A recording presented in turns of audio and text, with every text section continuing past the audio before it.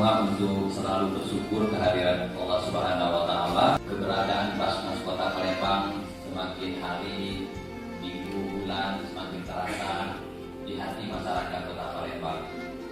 Lihat di sisi Allah SWT, lihat bagaimana cara memperlakukan mayat dengan lemah lembut sampai memasukkan ke dalamnya. Terus tempatkan program ini jangan hanya di tempat yang biso-biso memanusia romani kumayan, memanusia. Terima kasih banyak Bapak Ibu sekalian.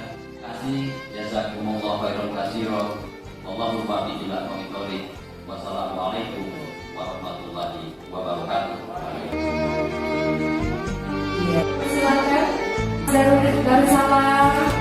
Pagi ini saya diundang oleh Basnas Kota Palembang untuk peduli dan berbagi dan memberikan santunan dan juga sekaligus pengukuhan dari koordinator pengumpul amal dan zakat, yaitu ada 100 dari penggali kubur dan juga ada 100 dari Bilal mandi mayat.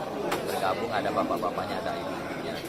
Untuk itu kami dari pemerintah kota tentunya memberikan satu apresiasi terhadap program dari Basnas Kota, karena pekerjaan ini adalah pekerjaan yang mendapatkan pahala yang luar biasa dan pekerjaan yang cukup mulia di sisi Allah Subhanahu wa Ta'ala.